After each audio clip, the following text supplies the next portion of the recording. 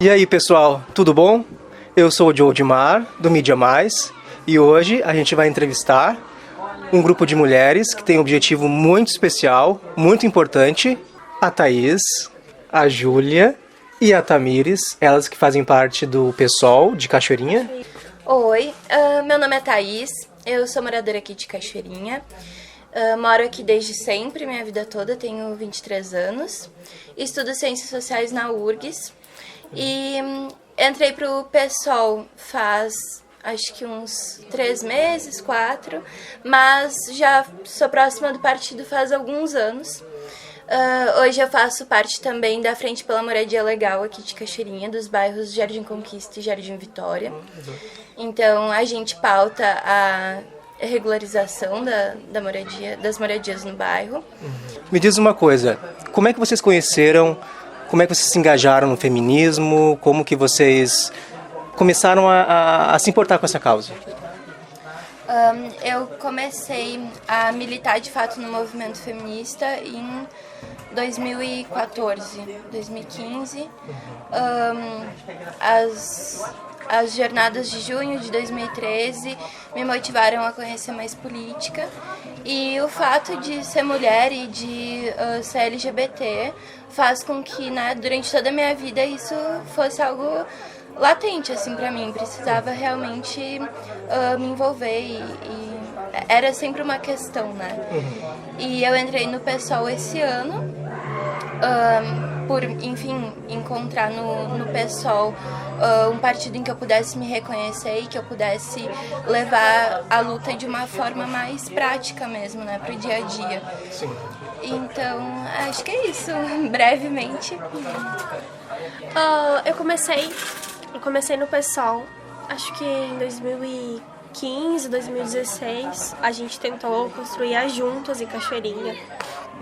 Rolou vários eventos, a gente conseguiu fazer uns cines debates, que chamou várias mulheres assim que quiseram participar para conhecer, e aí a gente conseguiu perceber que existe uma carência dentro da cidade de pessoas que querem conhecer sobre o feminismo, mas que não têm acesso assim muito bem, sabe? E deu para ver muito isso assim naqueles eventos, porque tinha muita gente. E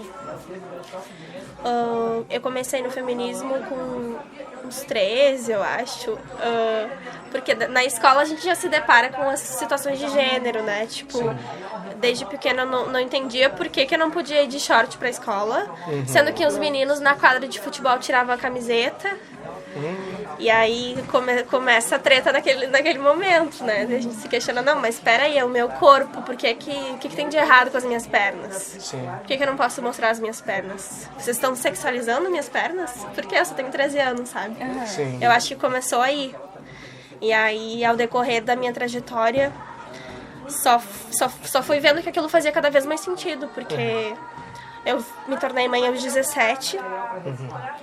E as outras meninas da minha escola também eram mães aos 17, e elas não tinham a consciência do que é ser mãe aos 17, sabe?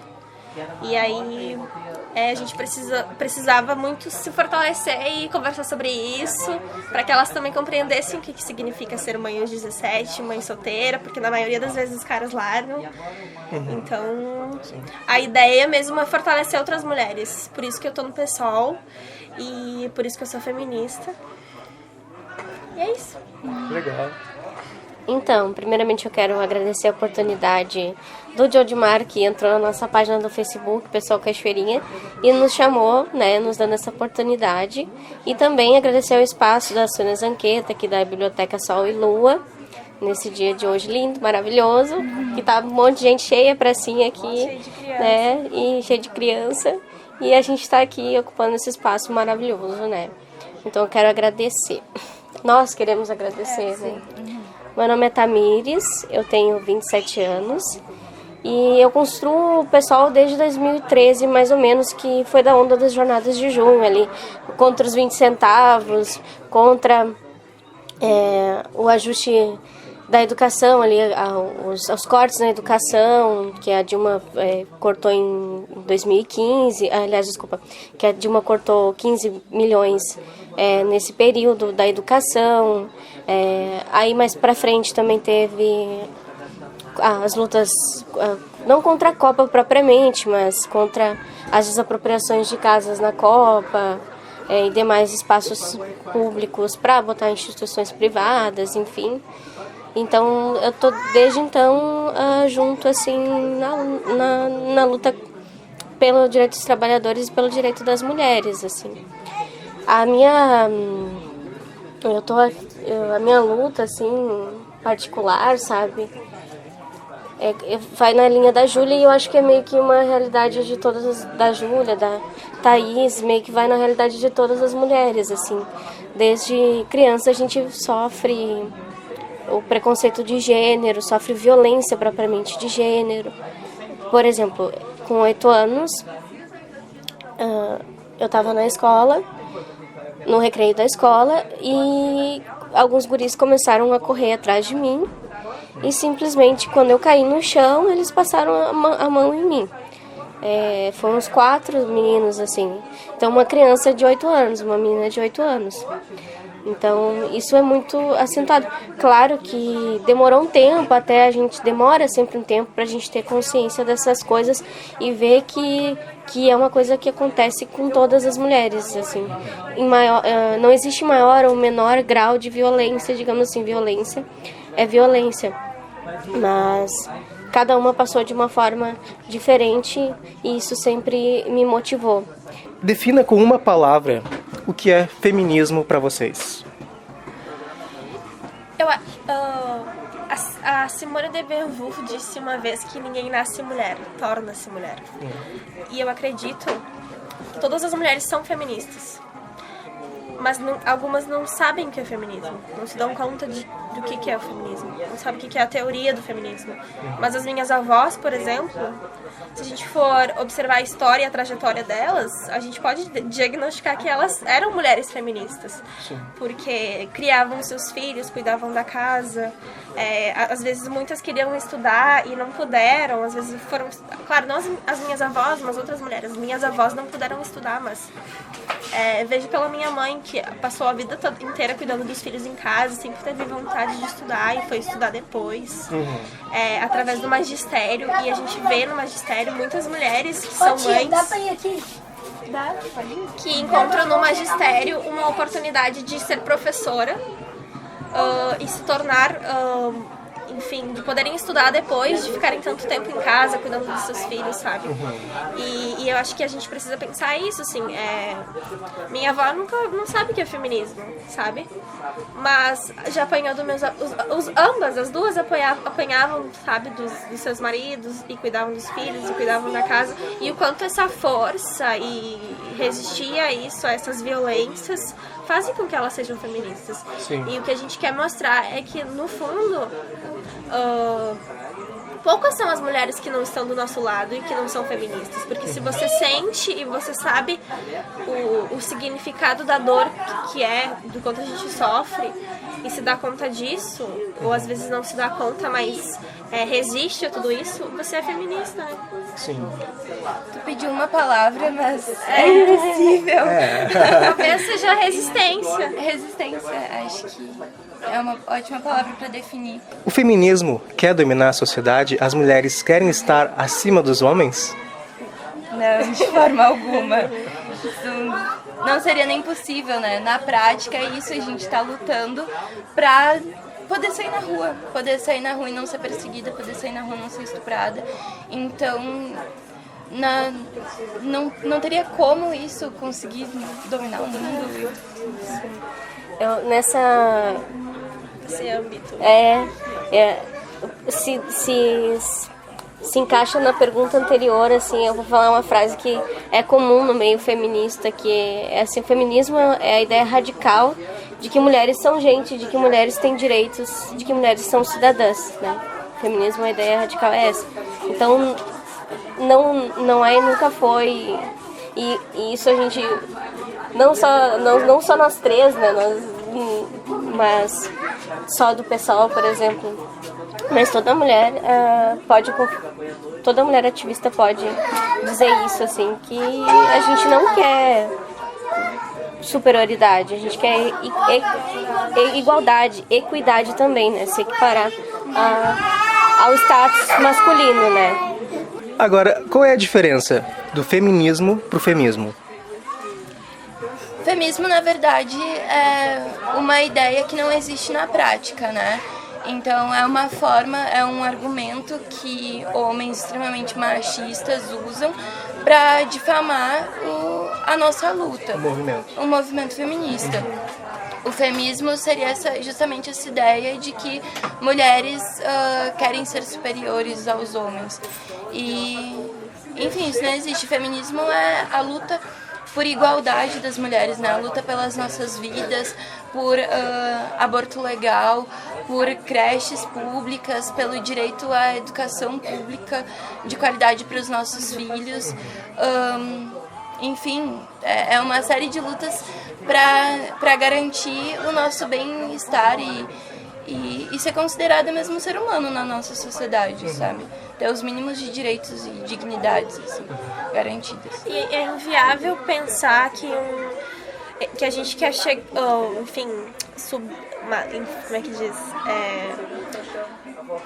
Pegar o lugar dos homens, enfim, estar acima deles, quando na verdade a gente só quer lutar para que as mulheres que estão sendo mortas, vítimas de violência doméstica, não sejam mortas, porque os índices de violência doméstica e relacionamentos abusivos, seguidos de diversos espancamentos, e é importante falar que esses espancamentos muitas vezes são dados em mulheres grávidas, e a gente resgatar todo o processo histórico do feminismo no Brasil e o quanto a luta pelo direito ao voto no Brasil teve uma boa pegada feminista, em que as mulheres lutavam pelo voto no Brasil, que enfim, o Getúlio Vargas ele liberou em 1932, mas teve um grande período que não teve eleição direta, né, no governo dele. Então as mulheres foram votar de verdade muito depois, não foi em 1932. E a gente pensar que o feminismo não surgiu agora. Nós não somos as feministas de agora. Baluarte. Nós estamos aqui desde Roma, entendeu? Sim, é verdade. Qual é a importância de falar... Pode Desculpa. falar. Não, capaz. Desde os astecas, as incas, as maias, né? As bruxas, as nossas indígenas agora resistindo contra o desmatamento, né? 500 anos aí contra a queimada na Amazônia, as queimadas na Amazônia. E essas mulheres sempre foram feministas fora do conceito da Europa, assim, o que a gente recebe de teoria da Europa. Não, elas sempre estiveram na prática aí, né? As nossas mulheres indígenas, né?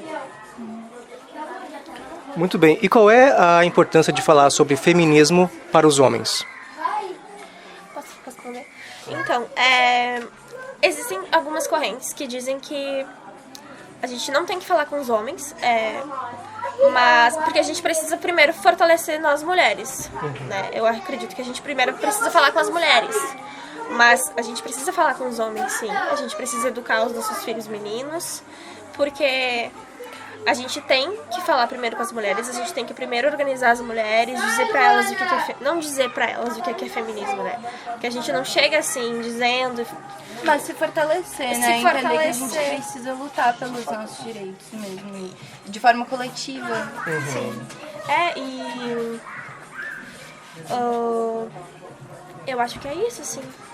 Mas eu acho importante também falar e ressaltar aqui para os homens que vão assistir esse vídeo, de que é importante que homens falem entre homens. Porque, de fato, às vezes a gente só tá cansada, né? A gente cansa. É isso. Sofrer a violência diária do ser mulher e lutar diariamente também. Então, eu acho que é importante existir esses pontos de conversa entre entre vocês, entre os homens, para que vocês se repensem, né? E possam agir de uma forma mais saudável dentro dos relacionamentos com mulheres. Assim. Por exemplo, na roda de conversa, se um amigo soltar uma piadinha sobre estupro, por exemplo, você não ficar quieto, o homem não fica quieto, o amigo não fica quieto, não passar a mão por cima. Rola muito, a gente usa o termo, como é que é? Broderagem, né? A irmandade, broderagem, que é passar a mão na cabeça. É meu amigo, ele é um cara legal. Não, mas é que através dos discursos você incentiva e acaba potencializando. Então tem que cortar, tem que ser o chatinho do rolê, sabe? Então fazer entre os amigos essa conscientização. E eu acho que essa pergunta que responde bem é a gente dizer, sim, nós queremos falar com os homens, mas a gente precisa organizar outras mulheres primeiro, porque a gente precisa que elas se deem conta, assim. Porque às vezes o empoderamento daquela mulher significa a salvação da vida dela, sabe? Sim. Então a gente não pode também perder tempo falando com homens enquanto outras mulheres estão morrendo. Sim. Acho que esse é o ponto. Dentro do ponto de vista material, né? Real, de prática. Eu não posso estar discutindo no Facebook com um homem se eu posso estar numa delegacia da mulher dando apoio para uma pessoa uma mulher vítima de violência doméstica, né? Então a gente não pode estar, desculpa, a gente não pode assim meio quase que estar perdendo um tempo, mulher tentando desconstruir alguém, porque sabe? É muito cansativo, então precisa partir de você, sabe? Sim. Que fique claro que a gente quer que vocês falem sobre isso, porque a gente não tem como construir uma sociedade mais justa e mais igual sem a participação de vocês. Sim, porque as estatísticas nos mostram que os homens são os principais responsáveis pela violência. Então, a gente tem que... Não adianta só a gente ensinar as mulheres a se defender, mas você ficar assim mesmo e os homens continuar praticando a violência. A gente tem que tentar tratar o problema por parte de quem é da ação, né? Quem é desde a raiz do problema. Desde a infância, problematizar as pequenas situações, assim. Por que eu dou uma boneca pra uma menina e dou um carrinho pra um menino? A gente parte muito da teoria de falar sobre isso, né? Sim. Porque você dá um fogãozinho pra uma menina, o que você tá ensinando pra ela com um fogãozinho? Que ela precisa cozinhar? Tipo assim, tudo bem, mas o menino não pode brincar com um fogãozinho, o menino não pode brincar com a boneca, o que ele vai aprender com isso? O homem não tem que cozinhar? Tem que aprender a familiarizar com isso. E tem muita gente que tem isso muito enraizado, assim, tipo, meu filho não vai brincar de boneca, sabe? E aí, essa é a raiz do problema. O menino pode brincar de lutinha enquanto se a menina fizer isso, tipo... Não São pode. estigmas, né? É menina, não é coisa de menina isso, brincar de menina lutinha. chora, menina chora, porque vai criando todo um significado por trás disso. Sim, isso reforça o inconsciente coletivo de que a mulher tem que ser sempre submissa. E tá aí o cerne da violência, né? Do índice de violência ser tão alto, porque tu já constrói a menina desde a infância a ser despreparada, né? A ser despreparada. O tratamento é desigual já desde criança. Desde criança. E agora ele falou assim, falou ali um pouquinho antes, né? Que tu quer fazer um vídeo com um homem cozinhando e tal. O cara não come, os homens não comem, porque eles não cozinham. Porque existem homens que não querem cozinhar, que acham que vai cair... Vai cair a mão, né? Vai cair a mão, sabe assim? Não, sabe? Tipo, vai cair teu órgão? Não vai cair. Sim, né? É claro, óbvio. Então, tu não come, tu não toma banho, são coisas... Tu não usa roupa, então tu lava tua roupa, lava tua... Sabe assim? Sim. É isso, independência também, sabe? Próxima pergunta. As mulheres estão em maior número no Brasil, mas parece que o movimento feminista ainda é visto como minoria, como os gays, negros, por exemplo. Por que isso? O que difere a mulher da mulher feminista? A Ju falou, né? Eu acho que tem todo um processo histórico. A gente teve aí o próprio Elinão, que foi um movimento que levou mais de 100 mil, só que em Porto Alegre ele não levou mais de 100 mil pessoas às ruas. E foi um movimento construído nacionalmente exclusivamente por mulheres. Então a gente tem essa ideia de que o movimento feminista é pequeno, mas ele não é. que tipo de imagem as pessoas estão associando, né? Então não é pequeno, foi um movimento histórico, provavelmente o maior movimento feito por mulheres na história do país. E eu acredito que foi por ele que, né, o Bolsonaro teve que a gente conseguiu enfrentar, né, o segundo turno, aquele momento decisivo. Então não acho que o movimento feminista seja pequeno, acho que ele só está aumentando, inclusive. A gente costuma dizer, né, que a extrema-direita venceu com o Bolsonaro, mas o feminismo também venceu. Porque ali em 2015 a gente teve o Fora Cunha, que a gente conseguiu barrar o PL da pílula, né? Que ele estava querendo tirar a pílula do dia seguinte. A gente falou, não, quem decide sobre os nossos corpos somos nós. E não vai cortar isso aqui, não. Enfim, a gente fez protestos pelo país inteiro contra ele, porque ele tinha dinheiro no exterior, e a gente falou assim, não, entendeu? Um homem velho, E a gente um tá homem aqui, velho, rico. as mulheres, mandar elas nossas lutavam vidas. na ditadura militar, muitas grávidas, muitas mulheres de movimento estudantil eram torturadas grávidas, estupradas por, inclusive, homem que... O coronel Ustra, que foi o único condenado pela justiça brasileira, o torturador, ele foi o único condenado torturador, que o Bolsonaro disse que é como é que é o mito dele? Ele idolatra em todos os momentos possíveis. E o feminismo não vem de agora. As mulheres lá no período colonial, as mulheres as mulheres escravas já estavam lá. As mulheres indígenas já estavam lá nos quilombos, já eram escravas, já estavam querendo se libertar. Então não vem de agora, porque as mulheres, elas eram feministas, elas buscavam por liberdade. É isso, todas nós temos somos feministas, temos potencial feminista.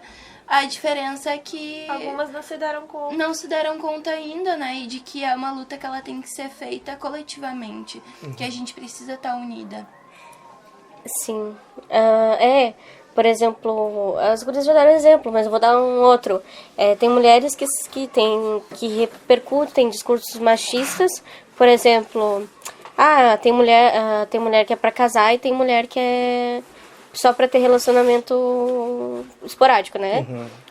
Então, existem mulheres que repercutem esse discurso, mas na prática elas são muito independentes, elas vestem o que querem, elas saem, vão pra, sabe? Elas falam o que querem. Isso vai ver na prática no nosso trabalho, tem muito, entende? Então, E estão colhendo o fruto da luta de outras mulheres que lutaram antes delas. Então você tem esse discurso antifeminista, mas você está usufruindo de direitos que foram conquistados para aquelas que morreram antes de você. sim. O voto é só um exemplo, né? Mas a Lei Maria da Penha, com todas as problemáticas que a lei pode ter, enfim, todas as suas limitações, é uma lei que fez toda a diferença para as mulheres, né? Que faz a diferença. E que está sendo extremamente ameaçada nesse governo, né? Então, a delegacia de mulher de Porto Alegre, né, foi fechada, enfim. Então a gente está nos últimos anos passando por todos esses retrocessos e tendo que garantir, né, tendo que segurar mesmo, resistir para conseguir seguir na luta, seguir garantindo o mínimo de direitos. A Rede Lilás vem sendo desmontada já faz uns 5 anos, mais ou menos. Imagina, pelo menos é um descaso, né? É um descaso absurdo dos governos, assim. E é uma coisa que não é de agora, infelizmente. É uma coisa que vem acontecendo, já vem sendo um desmonte. Tem um investimento de 65%, não tem investimento de 65%, quer dizer, foi retirado de investimento em 65% das verbas destinadas para a violência contra a mulher. Então, sabe, a gente tem que estar unida, não adianta, tem que estar coletivamente reivindicando isso, assim. E eu acho que, já que vocês falaram um pouco sobre o governo, enquanto mulheres a gente pode ressaltar esses cortes em relação à educação, que é que um governo que quer cortar da educação, ele não se sustenta, porque se ele está querendo cortar da educação, é um governo que só sobrevive na ignorância. A educação é o básico, né? Sim. E quando a gente pensa em cortes na educação, a gente também pensa que as mais afetadas vão ser as mulheres, né? Principalmente as mulheres negras e pobres. Então, é isso, como é que fica o acesso dessas mulheres à universidade, né? A escola pública não fica, não existe. Para de existir. E pensar também a questão de classe, porque quando a pobreza aumenta, ela aumenta principalmente das mulheres negras da região metropolitana das grandes cidades, que é a metrópole do Rio de Janeiro, de São Paulo. A fome aumenta principalmente para as mulheres negras, que são catadoras de lixo, que tem que tem filhos, e acho sempre importante também falar sobre os filhos. Sobre os direitos da criança e do adolescente, que o Bolsonaro também atacou o Estatuto da Criança e do Adolescente, e o que isso significa, né? A gente pensar a conjuntura também, o que significa você afetar os direitos dessas crianças, que são os filhos dessas mulheres, que são os filhos das mulheres que não têm creche. Por exemplo, aqui em Cachoeirinha agora a gente vem denunciando, porque tem uma creche na Betânia que tá parada. Tem uma escola, né, na Betânia só. Sim. Pro bairro inteiro. Uma escola, o bairro inteiro. E aí a gente pensa, né, se essas crianças, elas não estão na escola, Pra onde que elas vão? Elas estão em casa. Se as crianças estão em casa, qual a possibilidade dessa mulher trabalhar e ter autonomia, né, poder se sustentar? Então, necessariamente, menos crianças na escola... Significa maior criminalidade maior também. Criminalidade, maior... Abuso sexual, abuso Pra onde elas infantil, vão, se elas não estão na pedofilia. escola, estão trabalhando, né? Estão indo na rua. Assim, E o nosso feminismo, ele tem muito essa pegada, assim, a gente tem que falar sobre as crianças também. E é uma preocupação das mulheres do PSOL, né? As vereadoras, deputadas do PSOL, elas vêm já há muitos anos pautando essas decisões, né? Então, temos vários projetos de lei aí andando, propostas para ter mais creche, para ter mais acesso à saúde. Então, é uma preocupação fundamental nossa.